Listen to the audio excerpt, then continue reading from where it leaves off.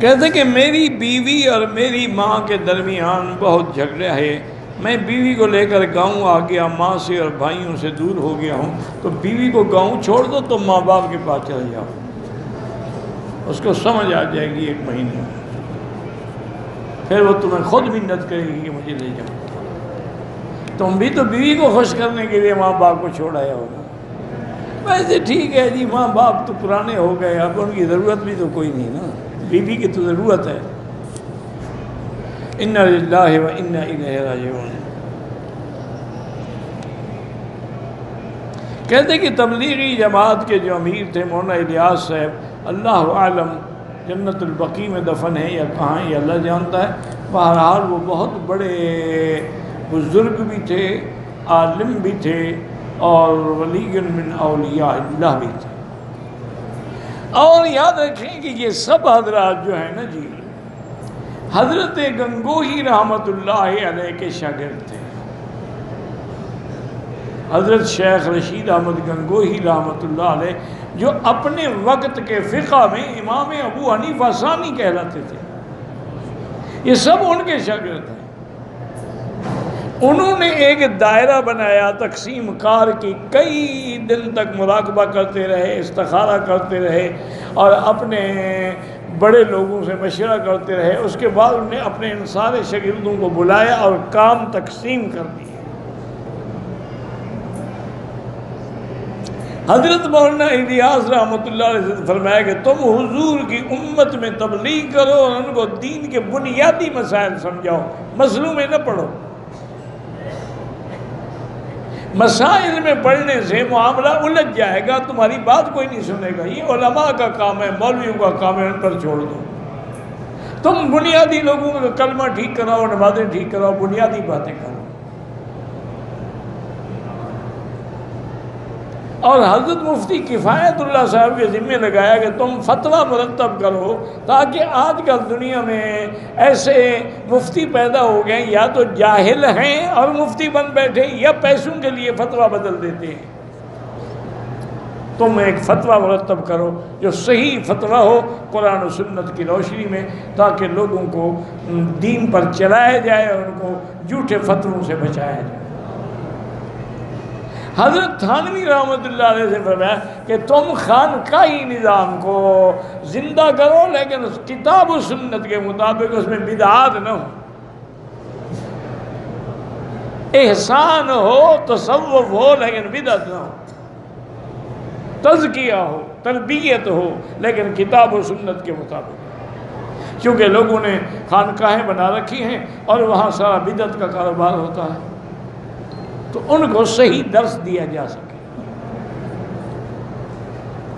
حضرت مدنی رحمۃ اللہ، حضرت شیخ الہند رحمۃ اللہ نے فرمایا کہ تم کفار کے خلاف سیاسی میدان میں نکل کے جہاد کرو، یہ تمہاری ذمہ داری ہے۔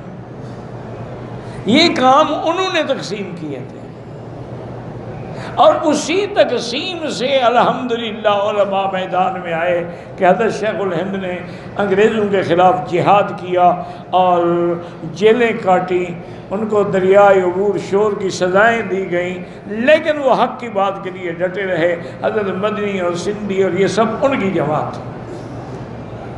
مولانا الیاس رحمۃ اللہ علیہ فرماتے ہیں کہ حضرت کا حکم ہے، میرے استاد ہیں، لیکن میں حیران ہو گیا کہ بھئی پوری حضور کی امت میں کیسے تبلیغ کروں۔ تو کہتی ہیں کہ میں مدینہ منورہ آیا، اتفاق سے حج پہ آ رہا تھا، مدینہ پاک میں نے کئی دن استخارہ کیا کہ یا اللہ اگر مجھ سے یہ کام ہو سکتا ہے تو میری راہبری فرماؤ۔ کہتے ہیں کہ مجھ پر انشراح صدر ہو گئی کہ ہاں تم کام شروع کرو، تو اس لیے آپ نے سب سے پہلے میوات قوم سے کام شروع کیا، جو اپنے وقت کی سب سے جاہل اور اکڑ قوم تھی۔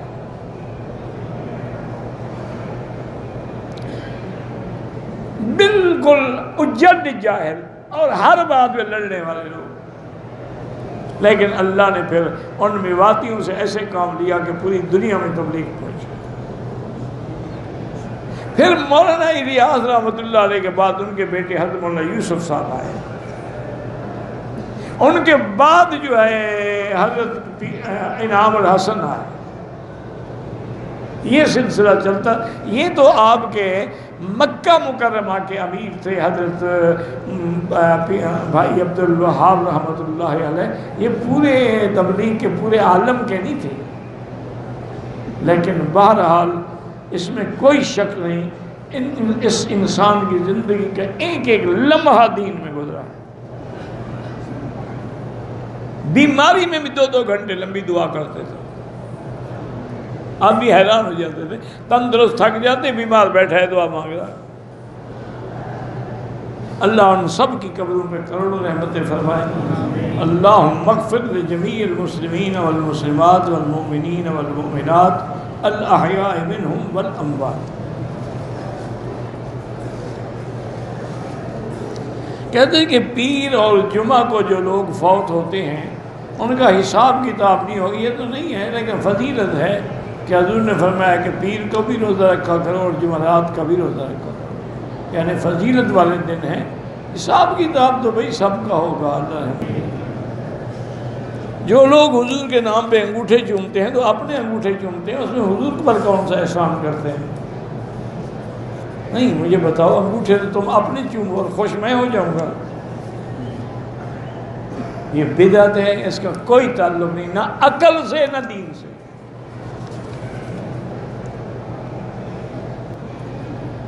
بہرحال کسی ڈاکٹر کے پاس جائیں, اللہ کے بندے, سارے کام وظیفوں سے ہوتے تو ہسپتال میں بند ہو جائیں گے.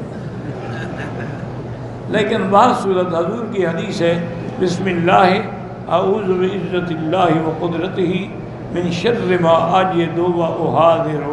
7 دفعہ پڑھیں, انشاءاللہ درد ختم ہو جائے گا. جو شیعہ قرآن کا منکر ہے یا صدیق کی صداقت کا منکر ہے یا عائشہ کی عصمت کا منکر ہے, وہ کافر ہے. لڑکی مومن ہو, مسلمان ہو, لڑکا مشرک ہو, نکاح ہو سکتا ہے؟ بالکل نہیں ہو سکتا, بلکہ کافر ہو جائیں گے نکاح کرتے ہوئے.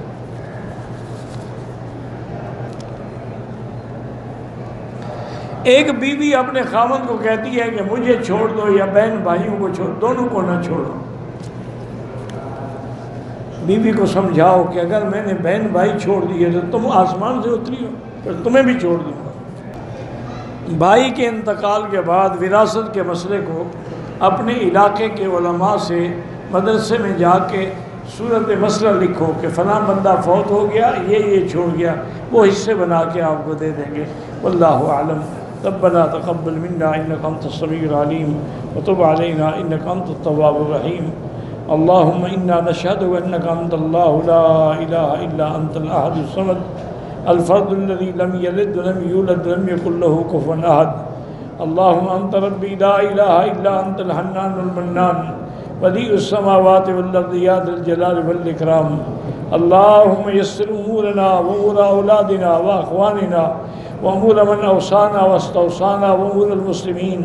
يسر امورنا في كل زمان وفي كل مكان يا حنان يا منان. اللهم انت الميسر لكل يسير. اللهم انت الميسر لكل يسير. يا لطيف الطف بنا في تيسير كل يسير فان تيسير كل عسير عليك يسير. اللهم انصر الاسلام والمسلمين. اللهم انصر المجاهدين الذين يجاهدون في سبيلك لإعلاء كلمتك. اللهم احفظ سائر بلاد المسلمين. هذا البلد الأمين فاجعله آمنا مطمئنا سخاء رخاء إلى يوم الدين برحمتك یا ارحم الراحمین. یا اللہ بیماروں کو شفا عطا فرما. یا اللہ بیماروں کو شفا عطا فرما. یا اللہ ہماری ظاہری باطنی روحانی جسمانی نفسانی بیماریاں دور فرما. یا الہ العالمین بے حیاؤں کو حیا عطا فرما, بے دینوں کو دین عطا فرما, بے اولادوں کو اولاد صالح عطا فرما. جن کے گھروں میں بچیاں ہیں ان کو خیر کے رشتے نصیب فرما. یا اللہ پورے عالم میں جو مراکز دین ہیں, مساجد ہیں, مدارس ہیں, معاہد ہیں, ان سب کی حفاظت فرما. یا اللہ دین کے کام کرنے والوں کی حفاظت فرما.